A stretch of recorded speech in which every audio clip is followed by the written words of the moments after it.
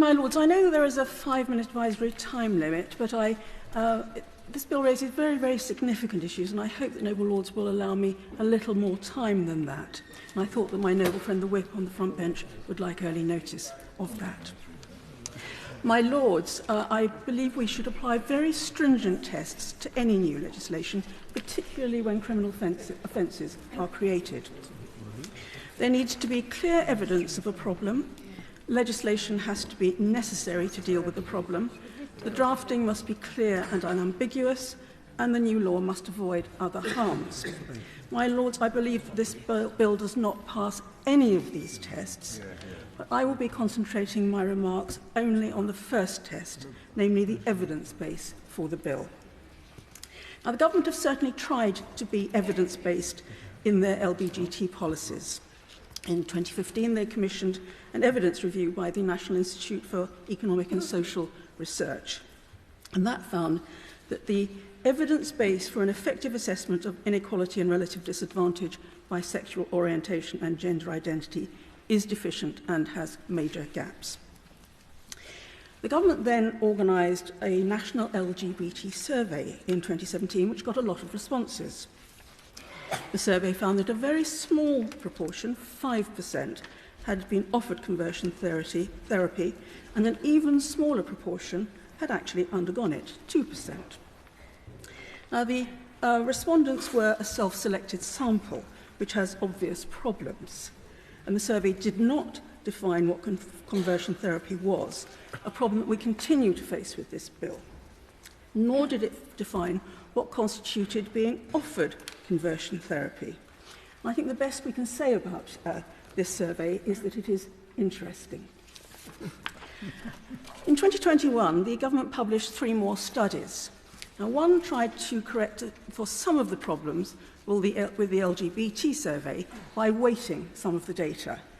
It could not, of course, correct for the underlying problems of the survey, and so we might conclude that this study, too, is at best interesting. The government had commissioned Coventry University to conduct a research review and a qualitative study. They reviewed 46 pieces of research in order to determine what forms of conversion therapy takes and who experiences it. Now, the vast majority of these pieces of research were North American studies, and only 2 came from the UK. If you go into the report's annexes, you find the problems that Coventry University identified with most of the research that they reviewed. This included lack of randomised controlled trials, reliance on retrospective self-reporting, self-selecting samples, and the use of a wide variety of conversion therapy methods without differentiating between them. So what did this research survey actually find? My Lords, not very much. The much trumpeted finding is that there is no evidence that conversion therapy is effective at changing sexual orientation or gender identity. This is not relevant to the bill. We do not ban something because it doesn't work, unless it is itself harmful, to which I will return. The review found that there were no studies that dealt with effectiveness in the context of gender identity. Hence, its conclusion that there is no evidence to show that conversion therapy does not change gender identity is best ignored. The report also says that there is, and I quote, an increasing amount of quantitative evidence that exposure to conversion therapy is statistically associated with poor mental health outcomes. Now, that sounds important, but the report explicitly found no causal connection between the two.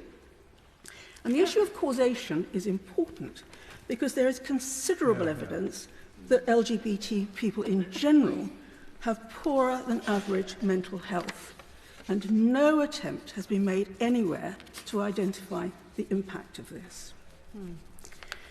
Now, the qualitative study was undertaken to identify the outcomes of conversion therapy. The Coventry University interviewed just 30 people, including 6 who identified as transgender or non-binary, of whom 3 said they had been offered conversion therapy. More than 2/3 of this sample said that they were Christians and 93% were white. And so this sample is both tiny and demographically challenged. Now, from this base, the report highlights self-reported harms from conversion therapy. The detailed findings, however, contain a somewhat grudging concession that 1/3 reported benefits from conversion therapy. So there we have it. From a rather flimsy research base, there is no evidence that conversion therapy actually causes harms. And while there are some reported harms from the tiny sample of 30, there are also reports of benefits.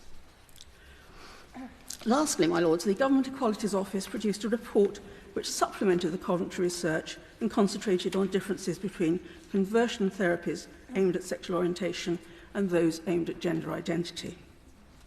My lords, this adds nothing of substance to the other studies, and small print records that there is next to no evidence on gender identity conversion therapy other than in relation to self-reported harms.